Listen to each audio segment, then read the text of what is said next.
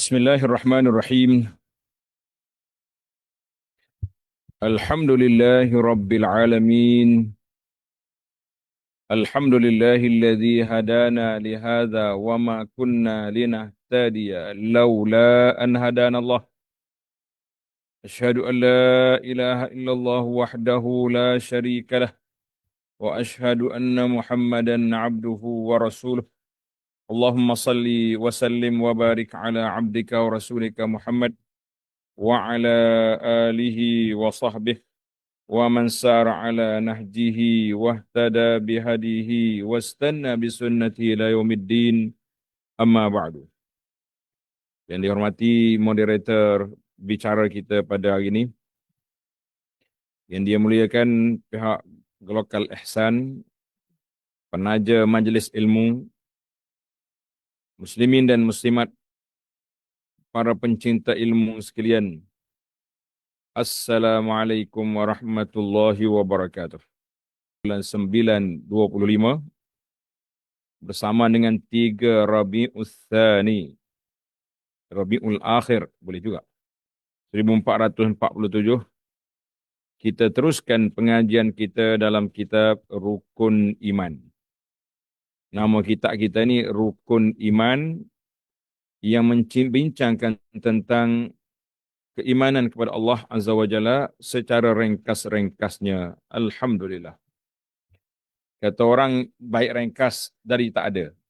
Kalau kita belajar langsung tak belajar, kita pun tak faham. Tapi kalau belajar ringkas, tapi ada manfaatnya insya-Allah tentang keimanan kita kepada Allah Azza wa Jalla. Lebih-lebih lagi, tajuk yang kita bincang ni dalam tajuk yang penting dalam kehidupan kita beragama, iaitulah tajuk Al-Imanu bil Qada'i wal Qadar. Beriman kepada qada dengan qadar. Sambungan kita pada siri ini, tuan-tuan yang ada kitab, muka surat dan habis dah. Mungkin sekali lagi.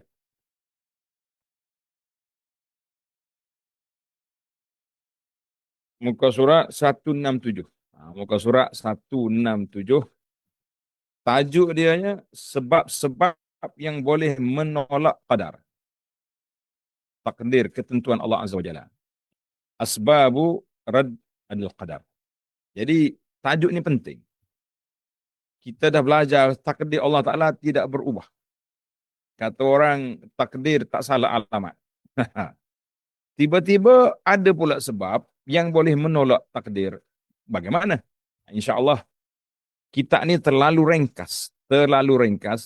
Tapi ana pula tak nak jadi bakhil. Apa dia tak nak bakhil? Mana kita nak beri kepahaman yang jelas. Penjelasan yang nyata kepada para jemaah yang disayangi, yang dikasihi sekalian, supaya kita tak keluar daripada buku ni kecuali kita memahami tentang al-qada'i wal qadar, takdir dan ketentuan Allah Azza wa Jalla. Jadi dalam muka surat 167 ni, tajuk dianya sebab-sebab yang boleh menolak takdir. Adakah takdir boleh ditolak? Takdir boleh diubah? Takdir boleh berubah? Ini perbincangan kita, insya-Allah. Kita bincang dengan teliti dan jelas, insya-Allah. Baik, cuba kita tengok kitab. Kitab dia ada 5 baris. Tapi kita perlu pada 50 minit, insya-Allah. Allah Subhanahu Wa Taala telah menjadikan pada ketentuan ini beberapa sebab yang boleh menolak dan mengangkatnya. Seperti doa, sedekah, ubat-ubatan, berhati-hati, dan bertindak secara bijaksana. Kerana semuanya daripada qada dan qadar Allah, termasuklah lemah, aktif, malas, rajin, semua itu dengan takdir Allah Azza wa Jalla. Baik, itu yang ada dalam kitab. Itu sebab anak kata, tak mungkin Abu Anas ni bakhil, baca 5 baris, lepas tu kita lompat ke tajuk lain, kita kata tak mungkin, tidak munasabah. dengan suasana yang ada ini. Tidak munasabah dengan suasana yang ada sebab para jemaah perlu kepada penjelasan. Para jemaah perlu kepada penjelasan dan huraian. Maka insya Allah kita akan huraikan berdasarkan kepada maklumat yang ada walaupun secara ringkas biiznillahi azza wa jalla. Biiznillahi azza wa jalla. Baik para jemaah sekalian. Yang pertama, soalan yang pertama. Soalan yang pertama. Boleh ke menolak takdir? Takdir boleh ke berubah? Tengok ini soalan ni menarik. Takdir boleh berubah? Itu soalan. Para jemaah sekalian, saya bagi mukaddimah supaya tuan-tuan boleh faham. Kita tanda baik. Dalam buku tu dah tak ada, tapi dah lepas dah perbahasan ini. Yang pertama secara umumnya, secara prinsipnya, kullu syai'in fi hadzal alam. Semua benda dalam alam ini yang telah berlaku, yang sedang berlaku, yang akan berlaku telah ditakdir, ditetapkan oleh Allah Azza wa Jalla sebelum diciptakan langit dan bumi. Berapa ribu tahun? Sudah 50,000 tahun sebelum diciptakan langit dan bumi. Tiba-tiba hari ini kita kata boleh takdir boleh ditolak. Macam mana? Baik. Jadi kita dah belajar dalam siri yang lepas, maratibul qadar arba'ah. Tingkatan takdir itu ada 4. Yang pertama kitabah. Iaitu Allah Ta'ala ditulis oleh qalam 50,000 tahun sudah siap. Kemudian ilmu. Allah Ta'ala tahu apa yang berlaku dan apa yang akan berlaku dan masyiah Allah Ta'ala ada kehendak dia. Dalam siri yang lepas kita dah bincang tentang iradah. Iradah Allah Ta'ala itu 2. Iradah kauniyah. Apa makna kauniyah? Iradah menetapkan semua yang benda yang berlaku ni, ini tidak akan berubah. Kemudian berlakulah peristiwa yang telah ditetapkan Allah Ta'ala akan berlaku. Orang ni lahir, orang ni mati, orang ni sihat, orang ni sakit, orang ni kaya, orang ni miskin. Maka itu dipanggil maratibul qadar arba'ah. Dalam Quran Allah Ta'ala sebut, inna kulla syai'in khalaqnahu biqadar. Kami dah jadikan semua benda itu dengan takdir. Semua benda itu dengan takdir. Surah Al-Qamar ayat 49. Baik. Dalam ayat yang lepas juga kita bincang tentang wa indahu mafatihul ghaib. Allah Ta'ala pemegang kunci benda ghaib. Tak ada siapa tahu. Jadi lima kunci perjalanan dunia ni semua hanya duduk di bawah kuasa Allah Azza wa Jalla. Nabi pun tidak tahu. Maka kata di para ulama, hadzal qadar, takdir ini la yumkinu taghyiruhu, tidak mungkin boleh berubah. Takdir yang duduk di Lauhil Mahfuz dalam suratan yang telah dicatatkan oleh Allah, la yataghayyar, tak mungkin berubah. Maknanya kalau Tuhan takdir orang ni, nama dia Mamak bin Jusuf, mati pada 25 hari bulan 9, 2025 jam 5:59 minit 37 saat, tidak akan terundur walaupun sedikit. Mana itu tak mungkin. Orang ni beriman. Orang ni kufur. Na'udzubillah. Dia tak ambil iradah syariah. Dia ambil iradah kauniyah. Jadi anak harap para pencinta ilmu faham dah istilah-istilah yang kita kena pakai. Iradah syariah, iradah kauniyah. Minggu lepas yang kita bincang tajuk ni. Iradah syariah, iradah kauniyah. Jangan lupa. Mana tak berlaku? Orang ni sihat, orang ni sakit. Maknanya takdir ini la yataghayyar, tak mungkin berubah sama sekali. Tak mungkin berubah. Sebab itulah hadis yang panjang, nasihat Nabi SAW kepada Sayyidina Abdullah bin Abbas radhiyallahu anhuma, hadis panjang. Nasihat Nabi pada siapa? Kepada Abdullah bin Abbas radhiyallahu anhuma. Salah satu daripadanya. Nabi kata apa? Wa'lam annal ummata law ijtama'at ala an yanfa'uka bi syai'in lam yanfa'uka illa bi syai'in qad katabahu Allahu lak. Ibn Abbas, engkau ketahuilah bahawa sekiranya seluruh dunia ini berkumpul untuk memberi sesuatu manfaat pada kamu tak akan dapat kecuali dengan izin Allah. Ataupun sebaliknya. Seluruh dunia berkumpul nak beri mudarat pada kamu. Tak mungkin akan berlaku kecuali dengan izin Allah Azza wa Jalla. Rufi'atil aqlam wa jaffatis suhuf. Nabi SAW beritahu, pen telah selesai menulis. Lembaran yang ditulis telah tutup. Maknanya tulisan di Lauhil Mahfuz ini tidak mungkin berubah sama sekali. Tidak mungkin berubah sama sekali. Tidak mungkin berubah. Hadis ini rawahu Tirmizi bi sanadin sahih. Jadi kita tahulah, jadi martabak qadar itu yang duduk di Lauhil Mahfuz tidak akan berubah. Cuma as-suhuf, buku rekod yang ada di tangan malaikat itu berubah-ubah. Buku rekod setiap tahun malam Lailatul Qadar dipanggil malam tukar buku. Allah SWT akan berikan kepada malaikat buku rekod seorang itu. Contohnya tahun 2024 seorang itu diuji dengan sakit. Jadi dalam buku dia sakit ya. Dalam buku rekod 2025 sakitnya telah berkurang. Dalam buku rekod 2026 sehat. Itu dia panggil berubah-ubah. Ataupun orang ni dulu sehat, dulu berkuasa, mendapat satu kuasa yang begitu baik, kedudukan yang tinggi, tapi malangnya tahun 2025 dia telah menjadi buruan SPRM sampai harta dia nak dikorek di mana atas dunia ini. Di mana ada bayang-bayang hartanya akan dicari. Kata orang sampai ke lubang cacing akan dicari. Itu takdir Allah Ta'ala berubah. Yang suhud ada tangan. Malah dulu engkau kuasa, sekarang engkau tak ada kuasa. Dulu engkau memburu, sekarang engkau diburu. Hati-hatilah para pemburu sekalian.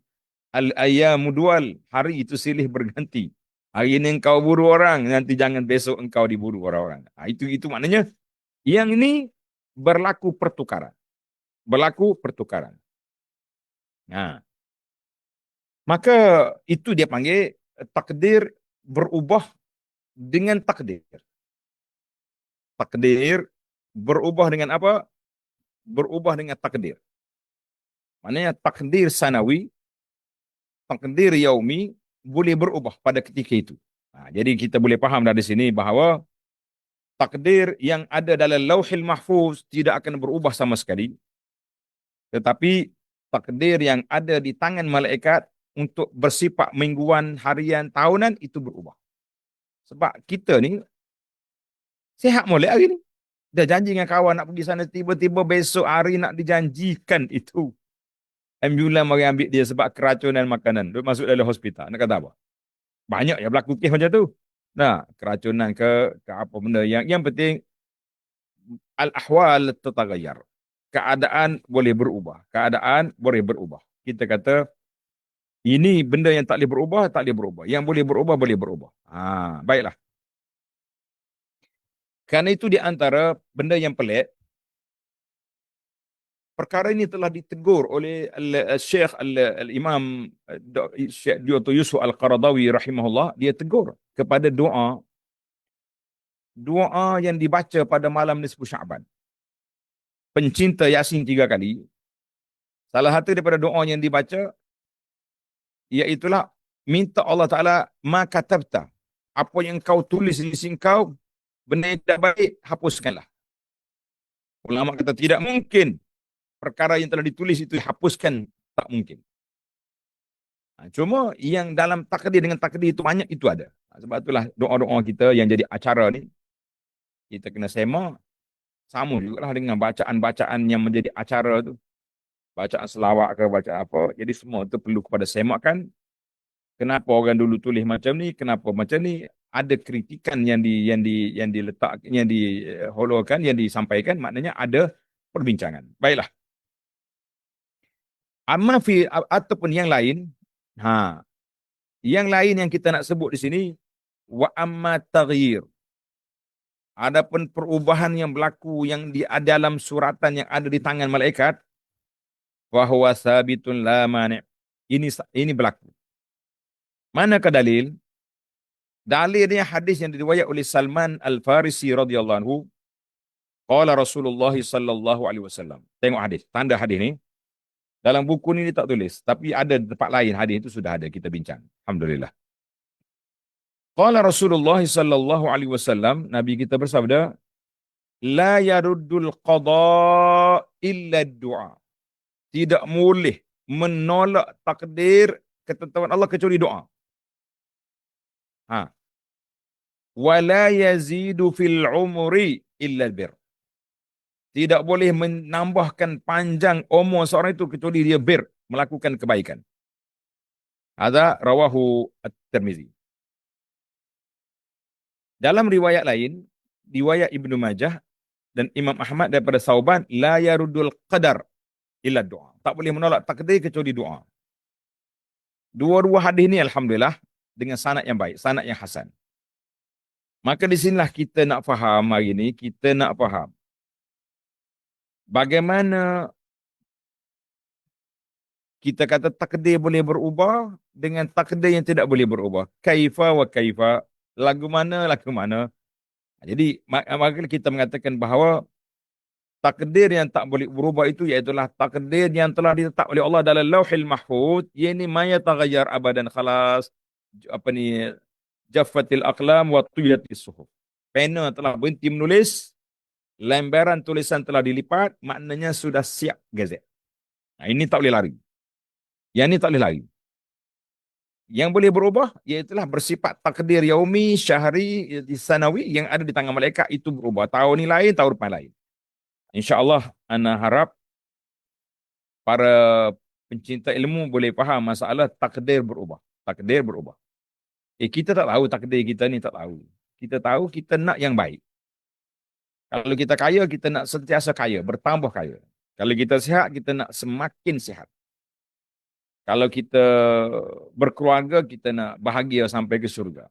Nah, tapi apa boleh buat? Ada kalanya bahagia tu dia pergi separuh jalan. Ada kalanya tidak, kita mengatakan itulah suasana yang berlaku. Wallahu a'lam. Baiklah. Maka di sini boleh kita faham bahawa perubahan yang berlaku itu dengan sebab-sebab yang tertentu. Macam tadi, hadis yang pertama tadi, dengan sebab doa. Bila kita, benda tu nak mari, tak molek, tapi kita doa-doa, semua itu dengan takdir Allah Ta'ala. Takdir kata, ada bala nak mari. Engkau oleh kerana kau rasa tak sedap hati, bala nak datang, nak turun bala, engkau pun berdoa. Berdoa banyak kepada Allah SWT, sehingga bala tu tak jadi datang. Berlaku benda tu. Dan di antara lagi apa dia, birrul walidain, buat baik kepada orang juga, yazidu fil umri, menambahkan panjangkan umur. Apa lagi yang nas-nas yang ada lah, nas yang ada. Allahu Akbar. Kata di As-Sindi, dia kata timbul soalan. Qala Al-Ghazali, Abu Hamid Al-Ghazali, Imam Ghazali rahimahullah, dia kata, fa in qila, kalau ada orang tanya awak, dia kata apa? Ma faidatu du'a? Apakah faedah doa? Ma'annal qada la maraddalah. Sedangkan takdir Allah Ta'ala dalam Lauhul Mahfuz tak berubah. Yang kita tegur tadi, doa tadi silap. Nak suruh ubah dalam Lauhul Mahfuz, tak mungkin. Fa'lam, kata di Ghazali, anna min jumlatil qada, ada di antara takdir Allah Ta'ala itu ditolak juga berdasar kepada takdir Allah Ta'ala yang lain, iaitulah dengan doa. Jadi dengan sebab kita berdoa, Allah Ta'ala tukar dia punya bala nak mari jadi tak datang.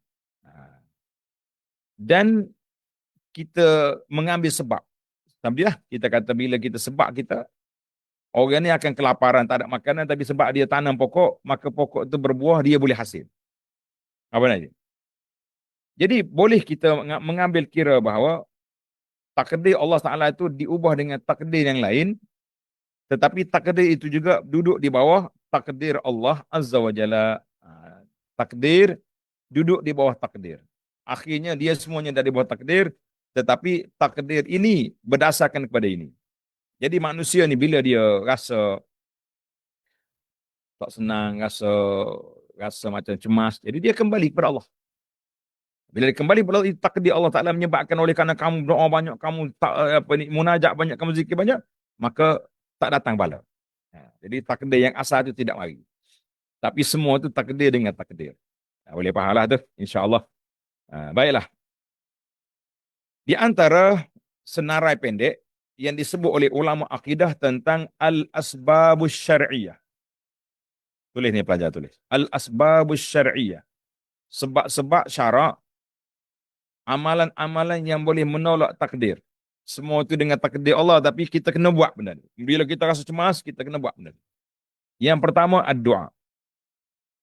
Yu'addu du'a, dikira doa aqwal asbab, di antara sebab yang paling power sekali untuk mengubah takdir. Doa. Wa da'watul muslim fis sarra'i wad dara'. Doa seorang muslim ketika senang, ketika susah, dianggap sebagai silahul mukmin, senjata bagi orang mukmin. Jadi kalau kita susah, kita takut, kita cemas, apa keadaan pun, doa, doa, doa kepada Allah Subhanahu Wa Taala, insya-Allah pertolongan Allah Taala datang. Fa innal faraja qarib. Bantuan Allah Taala itu dekat, insya-Allah. Yang kedua, as-sadaqah. Sedekah. Jadi bila kata dalam ni, sadaqatu sirri, sedekah secara rahsia ini memadamkan kemurkaan Allah Azza wa Jalla. Dan juga orang yang buat kebajikan ini taqi masari as-su, boleh mengubah benda yang tidak baik. Ini banyak juga cerita. Ni baru ni anda dah cerita kan. Cerita di sini ke cerita main. Mungkin kita mengajar kita banyak.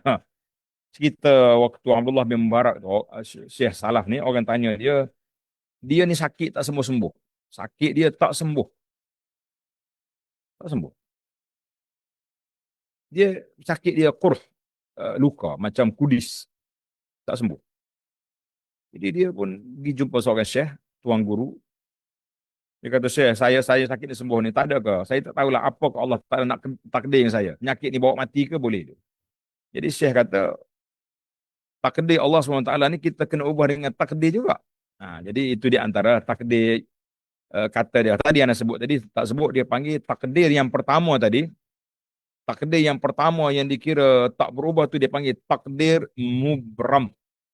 Tulis mubram, mimba rami, takdir mubram. Mana mubram ni yang sudah digezet, tak akan berubah sama sekali. Yang kedua yang boleh berubah ni dipanggil takdir muallaq. Takdir muallaq. Takdir yang bergantung dengan benda lain. Contohnya, bila bala nak mari, engkau doa, bala pun tak jadi mari. Itu dia panggil takdir muallaq. Yang kita dah sebut sebab-sebab syariah ni, yang boleh menolak takdir itu, semuanya di bawah kategori takdir muallaq. Takdir muallaq. Ingat takdir muallaq. Maka takdir muallaq ni takdir yang boleh berubah, yang duduk ada di tangan malaikat, maka itu kita mengatakan takdir. Baiklah. Yang ketiga, yang kedua tadi as-sadaqah. Jadi cerita sahabat tadi, bila dia pergi tanya Syekh, Syekh pun cakap dengan dia, mu pergi gali lubang, buat air di tempat yang orang perlu pada air. Macam ni lah, gelokan duduk, orang pergi gali perigi telaga di Yaman ke. Itu salah satu daripada projek yang kita kena buat, insya-Allah. Jadi akhirnya bila dia air itu keluar, Allah Ta'ala keringkan air yang ada di tubuh dia ni, air bisa, air nanah, air kudis. Jadi alhamdulillah. Baiklah, yang ketiga silaturrahim. Kena hubungi silaturrahim dan juga bir al-walidain, buat baik pada keluarga ibu bapa. Ini juga boleh memanjangkan umur. At-taubah wal inabah, sentiasa berdoa kepada Allah Ta'ala, ini juga boleh memadamkan kemurkaan Allah Azza wa Jalla. Banyaklah selawat ke atas Nabi SAW, dan kita memahami al-qada wal qadar, insya-Allah ini secara ringkas. Jadi alhamdulillah para jemaah sekalian, selesailah perbincangan kita takdir muallaq, takdir mubram. Mubram terpanggil mahtum la tataghayyar. Alhamdulillah. Jadi takdir muallaq dia panggil sebab bersebab. Kenapa awak selamat tadi? Sebab saya, contohnya, saya pakai tali pinggang keledar. Jadi bila berlaku aksiden, tak terantuk kita punya muka ke cermin. Itu semua tu dipanggil takdir mu'allaq. Takdir mu'allaq. Jadi takdir mubram, mahtum, la yataghayyar. Baik, para jemaah sekalian, kita ringkas itu huraian sedikit ringkas. Sekarang kita pindah balik kepada kitab kita, insya-Allah. Tajuk dia masalah qadar. Masalah qadar merupakan rahsia Allah. Takdir ini rahsia Allah. Kita tak boleh nak kita pun tak tahu apa akan jadi pada kita kan. Pendapat yang mengatakan bahawa qadar adalah rahsia Allah pada makhluk kejadiannya terhad kepada satu aspek yang tersembunyi daripada qadar. Jadi aspek yang tersembunyi daripada takdir Allah Taala itu apa dia? Jadi kita kena fahamlah bahawa kita ni duduk di bawah rancangan rapi yang telah disusun oleh Allah Azza wa Jalla. Hakikat terjadinya sesuatu perkara, hakikat ini sesuatu perkara tidak ada yang mengetahuinya melainkan Allah dan tidak dapat diketahui oleh manusia sehingga benda itu berlaku. Sehingga perkara itu berlaku. Kita ni para jemaah sekalian, banyak benda hikmah Allah Ta'ala letakkan di atas kita, kita tak dapat nak kesan. Kecuali setelah berlalu bertahun-tahun. Baru dapat kesan. Tengok. Takdir Allah. Kita bila kita, anak yakin, setiap kita, muslimi ke muslimat ke, mesti ada satu peristiwa dalam jiwa kita yang mungkin 10 tahun yang lalu, mungkin lebih, hari ni baru kita tahu rahsia dia. Tuan-tuan boleh cek sendirilah, boleh semak sendiri. Hari ni baru kita tahu kenapa Tuhan buat aku gini dulu. Kenapa gini dulu. Jadi adalah sebab-sebab yang tersendiri yang bila Allah SWT nak beri kebaikan kepada kita, kita pun tak tahu. Contoh saya anak buat cerita saya sendirilah. Tapi kita tak suka cerita kita, cuma ibrah. Waktu anak pergi Madinah tahun 88, kawan-kawan yang pergi dengan anak jenius bijak. Ada yang masuk kuliah terus. Ada yang masuk di pusat bahasa. Jadi anak tak boleh masuk kuliah. Kena masuk ke bawah. Masa tu kita duk fikir, silap lah tu ni. Macam, apa sebab aku ni? Dah lah tua dah. Tapi kita kata tak apa. Ada hikmah di sana. Allah nak beri masa kita duduk di Madinah lama. Itu satu, masa itulah kita duduk fikir masa tu. Tak apalah, belajar. Sewaktu anak tahun dekat nak habis kuliah syariah, sahabat-sahabat kita yang baik dengan syekh, baik dengan ustaz, yang baik dengan guru di Universiti Madinah, berusaha menangis-nangis dia nak sambung master di Universiti Madinah. Tak nak balik dia. Anak nak sambung lagi belajar, anak saya tinggal Madinah gini-gini. Pergi jumpa syekh tu, dapat recommendation, dapat dia panggil tazkiyah. Tapi dia punya kisim kata tak boleh nak sambung. Walaupun suratmu 5-6 sokongan daripada syekh fulan, tak dapat. Jadi anak kata, kita pun tak ada apalah. Tahun depan ni, tahun kita balik lah. Tengok payah kan. Orang cerdik pada kita yang rapat dengan syekh pun tak dapat nak sambung. Tak apa. Kita kullu syai'in biqada'i wa qadar. Semua benda tu dengan takdir Allah Azza wa Jalla. Pasrah. Bahasa budak kan ni, pasrah. Pasrah dia. Baik. Anak naik tahun 4 kuliah syariah. Separuh tahun, maknanya setengah tahun, satu fasa pertama masuk fasa yang kedua, sahabat-sahabat duk bercakap di universiti, tahun ni perubahan peraturan.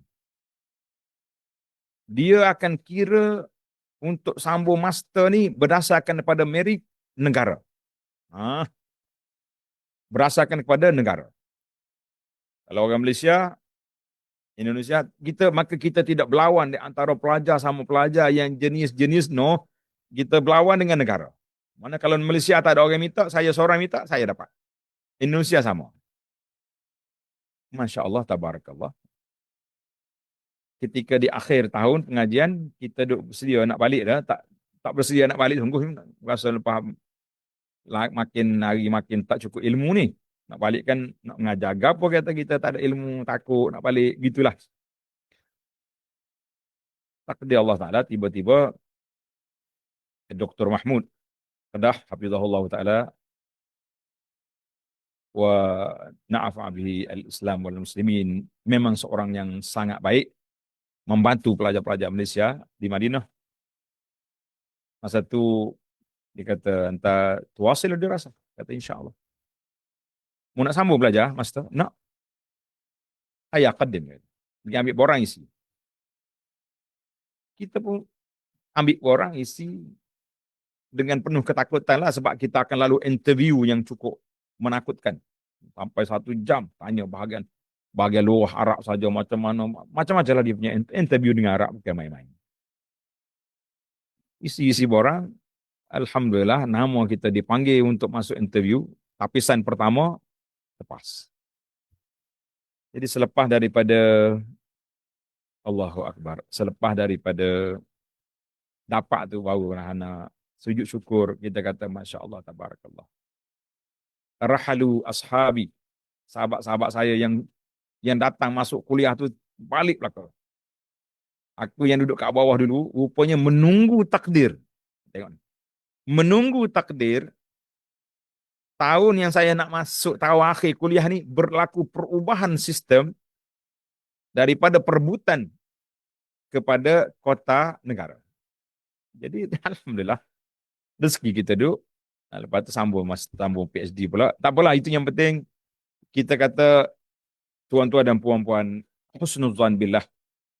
Kita kena letak sangka baik kita dengan Allah Azza wa Jalla. Kita tak tahu apa yang Tuhan takdir untuk kita. Asa an takrahu syai'an wa huwa khairul lakum. Boleh jadi ada yang kamu tak suka satu benda, tapi sebenarnya dia baik untuk kamu. Ada perkara yang kita tak suka, tapi sebenarnya dia baik untuk kita. Ada benda yang kita nak sangat, kita suka sangat, tapi benda tu tak baik untuk kita. Benda tu. Jadi saya cerita pengalaman ini nak cerita salah satu daripada takdir Allah SWT tu kita tidak tahu. Rahsia Allah. Jadi itulah sebab ada je saya jumpa sahabat-sahabat kita, mak dia cari orang lain, tapi takdirnya dia nak pada orang lain. Oh. Macam nak berkelahi dengan mak. Saya kata sabar. Akhirnya sahabat ni diberi nasihat supaya ati' ummak, taat kepada makmu. Ada tu rahsia Tuhan nak bagi. Masya Allah, dia taat kepada mak dia. Akhirnya dia dapat isteri salihah. Gawe hak dia nak tadi, macam-macam kerenah yang berlaku. Kita kata Masya Allah, Tabarakallah. Kullu syai'in biqada'in wa qadar. Ana sampai saat ini, setiap kali saya baca khutbah nikah, bila sampai ke tajuk, kita tidak tahu apa yang Allah Ta'ala tulis kepada kita. Nah, kullu syai'in biqada'in wa qadar. Semua benda berlaku dengan takdir Allah. Yahkumu ma yasha wa yaf'alu ma yurid. Allah Ta'ala buat apa dia nak. Allah Ta'ala letak apa yang dia nak.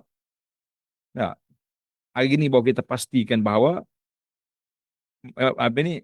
kita kata siapalah. Anak kita lah contohnya. Anas lah, dengan gawe dia Salma.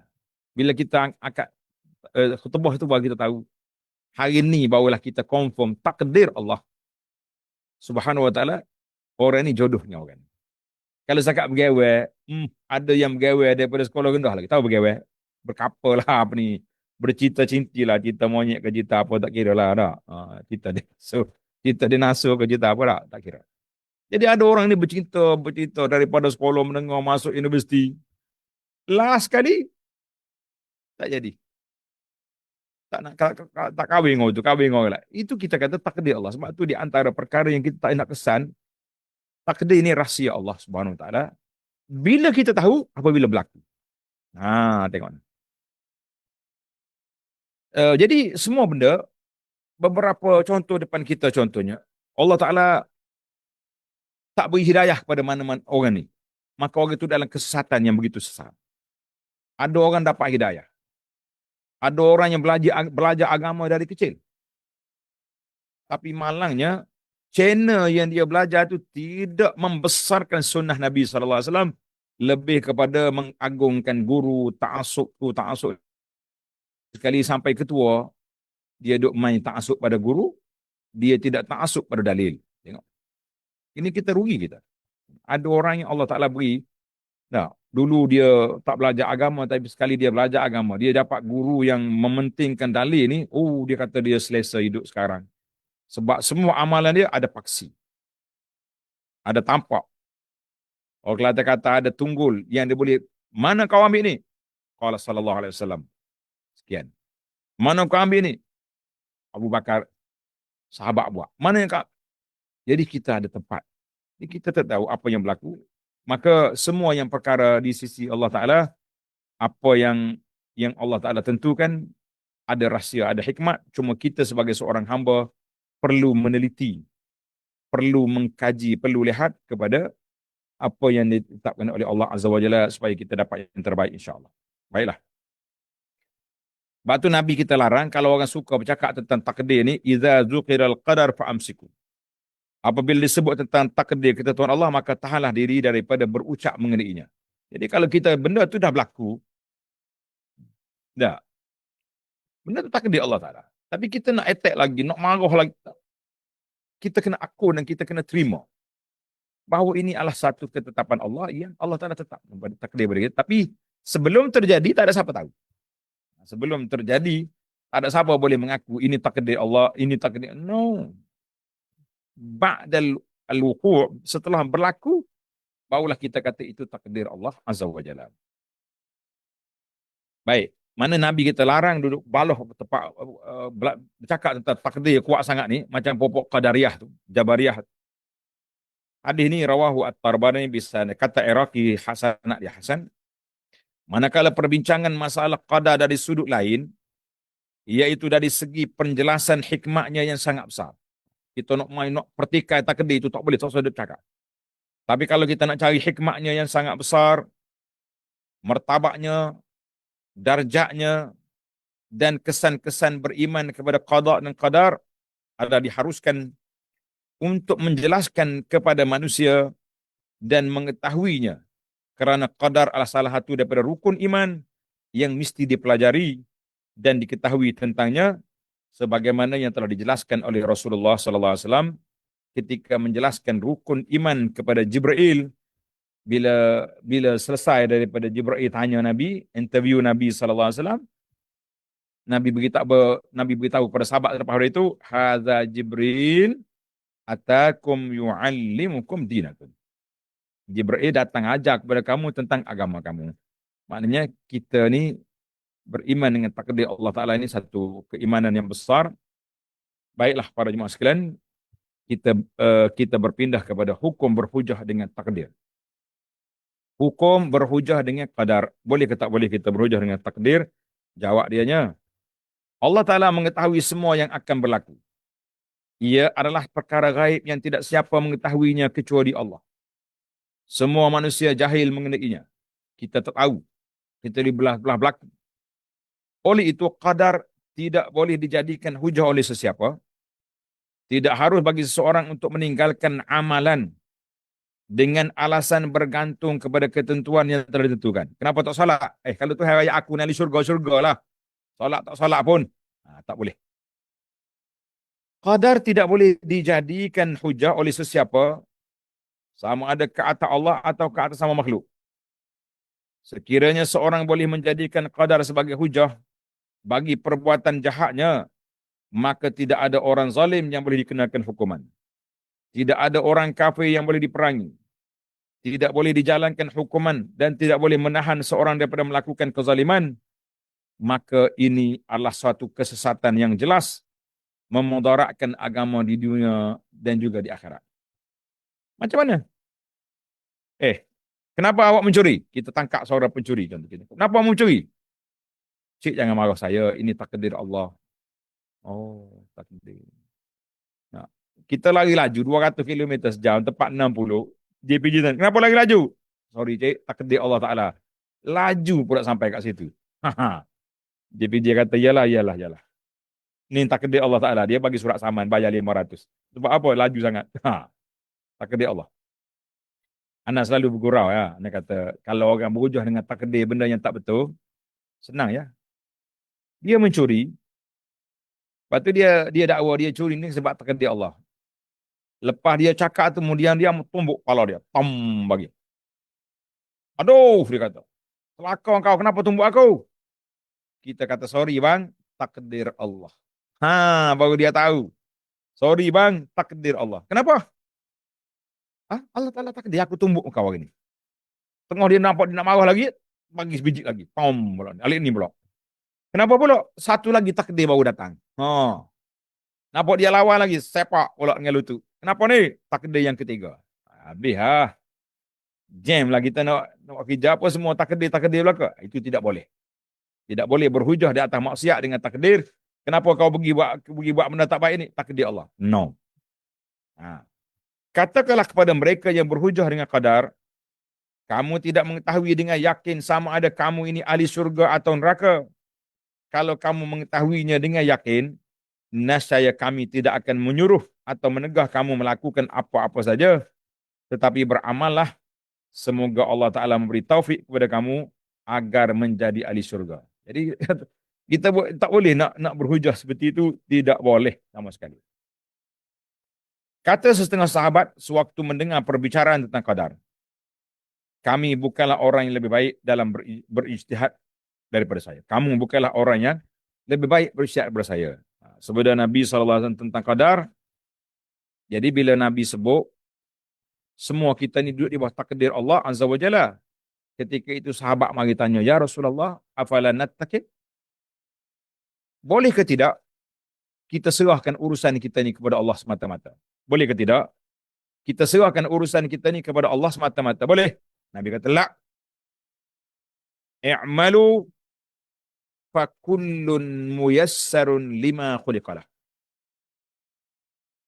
Nabi kata tak boleh berserah kepada takdir semata-mata. Tetapi beramallah. Sesungguhnya setiap orang akan dipermudahkan baginya melakukan perkara yang dijadikan untuk dia. Jadi kita ni, insya Allah kita sangat mengharapkan kita ahli syurga. Sekarang ni tuan-tuan dan puan-puan, bila kita untuk nak pergi ke syurga, amalan-amalan ahli syurga, kita rasa senang ke susah? Rasa payah ke senang? Oh, senang Ustaz. Orang ajak baca Quran selalu datang. Dengar azan terus ke masjid. Dengar Quran, dengar sunnah, pegang selalu. Itu tanda-tanda. Muyassarun. Allah Ta'ala permudahkan kita. Kata Nabi SAW, fasayu yassaru li'amali ahli sa'ad. Amma man kana min ahli sa'adah, kalau dia tu orang yang diberi kebahagiaan oleh Allah Ta'ala, fayu yassaru li'amali ahli sa'adah, nasaya Allah Ta'ala akan permudahkan dia untuk melakukan amalan orang yang baik.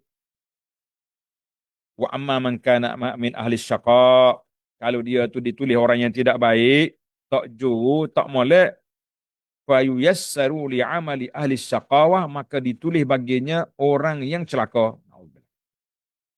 Jadi kita ni hati-hatilah para jemaah sekalian, hati-hati bahawa kita jangan terperangkap dengan permainan orang panggil persepsi, tak boleh. Kita kena buat ikut apa yang diperintah oleh Allah, barulah kita serah kepada takdir. Kemudian Nabi SAW membaca ayat ini. فَأَمَّا مَنْ أَعْطَى وَاتَّقَى وَصَدَّقَ بِالْحُسْنَى فَسَنُيَسِّرُهُ لِلْيُسْرَى.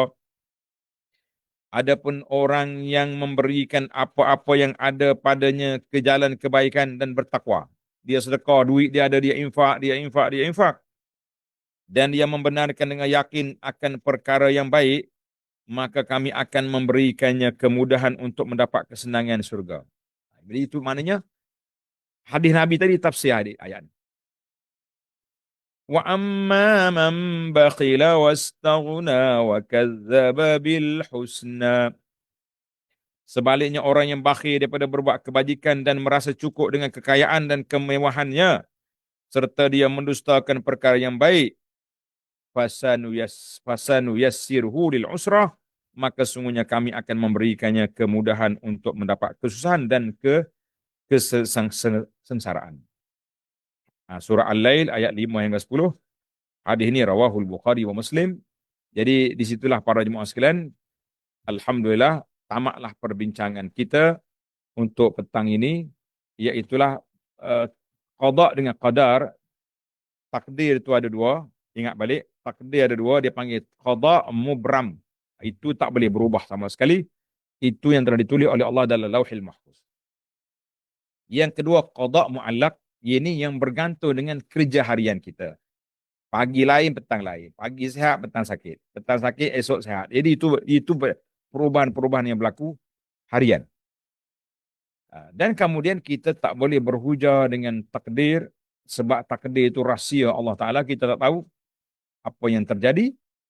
Cuma kita kena akur, kena ikut, kena taat dengan ketetapan yang ditetapkan oleh Allah Azza wa Jalla. Ketika Tuhan suruh kita buat benda baik, taat. Maka perbincangan kita yang ketiga pada petang ini iaitulah tentang tak boleh berhujah dengan takdir dalam perkara yang tidak baik. Tak boleh berhujah dengan takdir dalam perkara yang tak baik, tak boleh. Habis, bila kita boleh hujah dengan qadar, setelah benda itu berlaku, dengan kita telah mengambil langkah-langkah keselamatan, kesejahteraan, kesahihan, tapi terjebak juga dengan benda yang tak baik. Ketika itulah baru kita kata la haula wala quwata illa billah, qaddarallah wa ma syaa fa'al. Kita kata tidak ada daya upaya kita ni kecuali dengan pertolongan Allah. Apa yang Allah Ta'ala nak terjadi, apa yang Tuhan tak nak terjadi. Jadi Allah takdirkan kita ini diuji dengan begini, kita sabar.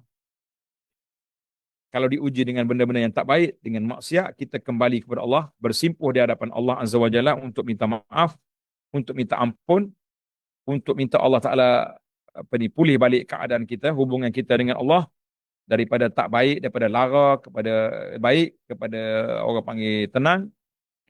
Jadi usahalah. Setiap orang carilah jalan yang terbaik untuk sampai ke syurga. Fakullun muyassarun lima khuliqalah. Setiap orang Allah Ta'ala buka lorong kepada mana yang Tuhan nak beri pada dia. Mana-mana orang yang Tuhan nak beri yang baik, maka sudah pasti dia akan dapat yang baik, insya-Allah. Baiklah para jemaah sekalian, kita break setakat itu dulu. InsyaAllah CD yang terakhir pada minggu depan, kita akan bincang tentang mengambil sebab yang menyelamatkan, insyaAllah. Subhanakallahumma wa bihamdika, asyhadu an la ilaha illa anta astaghfiruka wa atubu ilaik. Wa sallallahu ala nabiyyina Muhammad wa ala alihi wa sahbihi ajma'in walhamdulillahi rabbil alamin. Wassalamualaikum warahmatullahi wabarakatuh.